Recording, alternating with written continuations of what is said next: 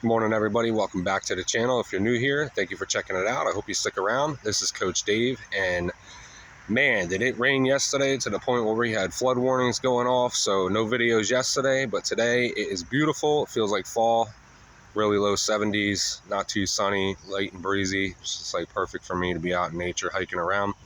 So a video that I wanted to do yesterday that I couldn't, and I didn't feel like doing it in the SUV, I'm going to be doing right now.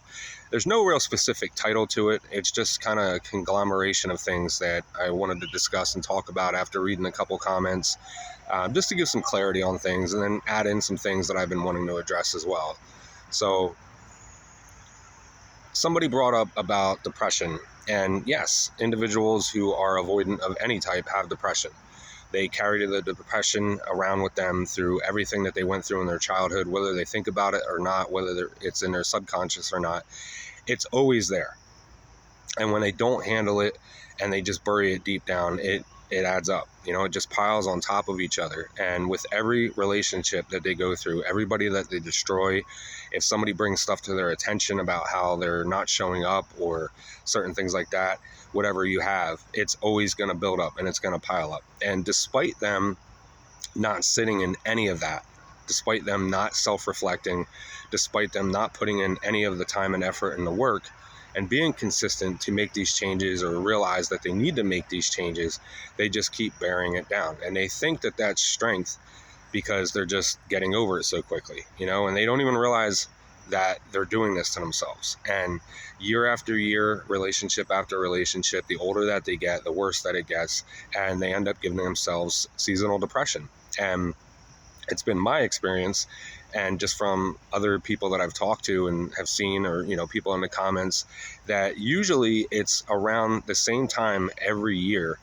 because that's usually when their relationships end, or they decide, they have like a pattern of ending their relationships. And for most, it's usually when fall starts to hit or winter's going on. Like people usually just have seasonal depression around those times, for whatever reason that you could have. It's not really neither here nor there for that, but they might go through these periods where, because it's not like sunny and bright and they look forward to spring and summer, that they get depressed around these times. So if they break up or end relationships around these times, or they seem more depressed around these times, and then, hey, it's new year, new me, gotta have a new person type attitude, or they typically meet somebody when they're going into like spring and summer, that can all bundle up. And it's all just below the surface. It's like an itch that they can't get rid of. And until they finally scratch it open and bring it out from beneath surface level, they're never going to heal and do any of this work. So of course they're going to be depressed. They're going to, it's going to eat them alive. And they might think about it from time to time. They might think about past things from time to time. But if they're just going to keep playing the blame game and they're never actually going to do any of the work, it's just never going to amount to anything applicable and get them going where they need to go. So that's one of the first things I wanted to address on there. The next is, there is a lot of people that, again, get things misconstrued, and it's easy to do. So if you have secure people in a relationship that are just kind of normal, they do show up emotionally, they're not emotionally unavailable, they're not toxic. Doesn't really pertain too much to narcissists, but it's mostly avoidant or anxious or what have you. There's always a power dynamic, no matter what type of relationship you're in. And you either show up together healthily and you meet each other. If your partner is down a little bit, you pick up the slack, and vice versa. You keep each other anchored to one another and you hold each other up. You're stable, right? That's what stability is all about. So when you have avoidance or anybody like that, that continuously don't show up and they continuously just go through these things, and anybody in, some type of toxic relationship, you almost have an unspoken push-pull dynamic with the power. So there's always somebody in these relationships who loves the other person and is bonded to them more, and there's always somebody who's not. Now, typically that's the avoidant. And it can go back and forth if they're in a relationship with somebody that's similar to them. But it's usually the person who's anxious or who was secure that's leaning anxious, or a fearful avoidant who leans heavily anxious, or what have you, that's going to feel less loved and they're going to want to chase. And that power dynamic, if it starts in the middle, whoever starts chasing and whoever starts pulling away, they're going to flow on one side. And that means that the power is going 80% to them, 20% to you. And you find yourselves in these relationships. People probably found themselves in these relationships, no matter what type of attachment style you have, no matter what you've been through, where you have loved somebody or wanted somebody more than they've wanted you. And it's beyond the scope of just attraction level or compatibility. It's deep stuff. It's more than that. It's commitment. It's everything. It's more than just, oh, I don't think that, we get along, or, this person makes more money, or they're just better for me. It's more than just that stuff. The power is when somebody knowingly stays with you because you love them more and they think that you are good for them. And that's great, because usually that is the case. But then if you don't love them the same, if you're not that deeply rooted to them, especially when you're an avoidant of any kind, you're typically going to cheat. And these are the relationships that you don't stay in long. These are just floater relationships or rebounds. And it's those toxic people, because you're not feeling the right, stuff. Like those butterflies you feel is not the excitement for a relationship. That's your anxiety buildup. That's what you're used to. That you're used to growing up and living and dealing with these toxic relationships. So that feels normalized to you. So when you're in those relationships where you feel like, you're basically faking and leading on that you actually care about this person on these levels that you thought that you did in the beginning when you were matching and mirroring them, it's never going to amount to what they do to you, obviously, right? We all know that.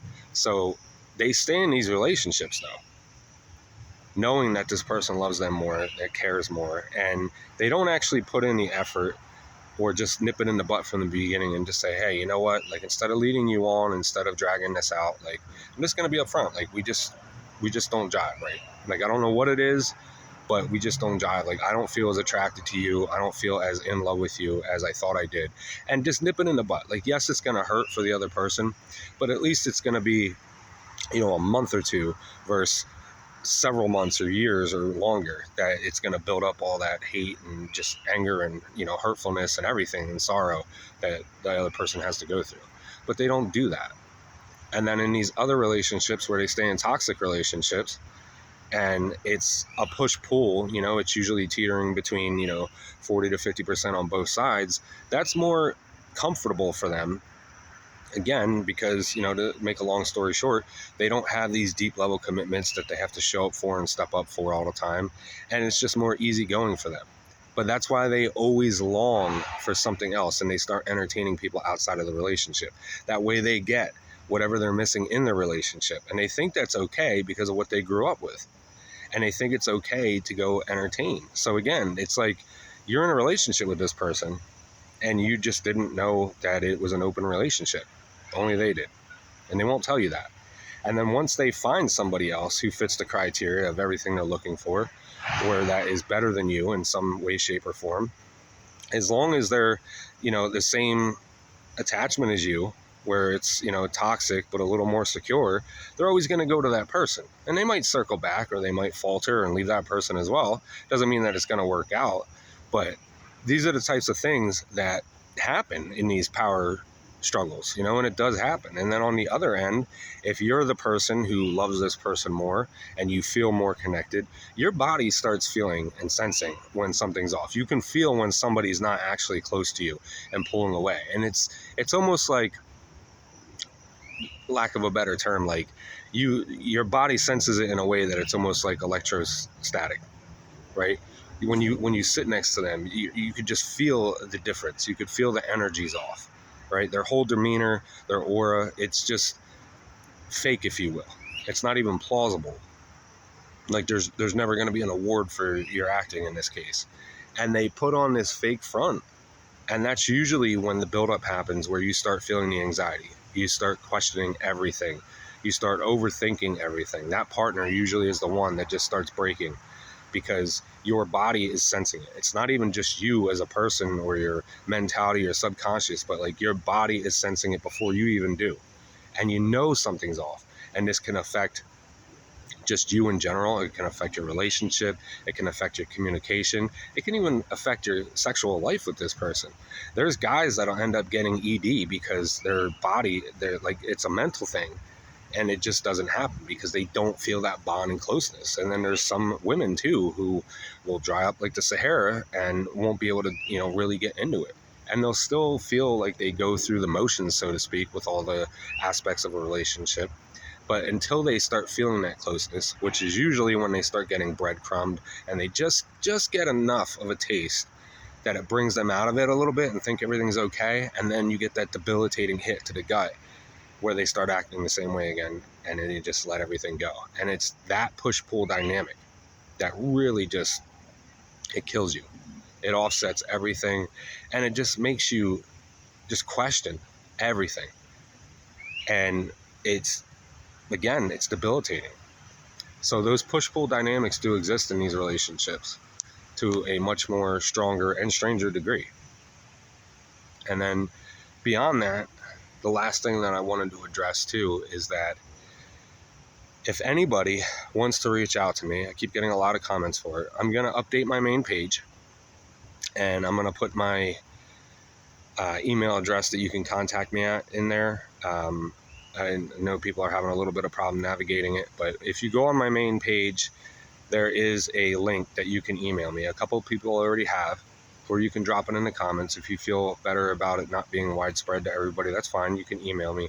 But I'll update my page and put it right in my header so that it's easier to navigate. Just haven't had time to do that.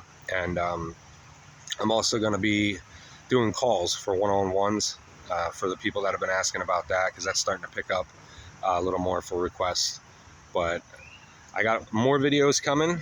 I got a couple more hot topics today I've been thinking about, especially with yesterday. So again, I got a lot of comments to catch up on, a lot more video ideas on my own, as well as a couple viewers, it sounds like, that want me to do videos for them, and then people that have suggested in comments. I appreciate you guys so much.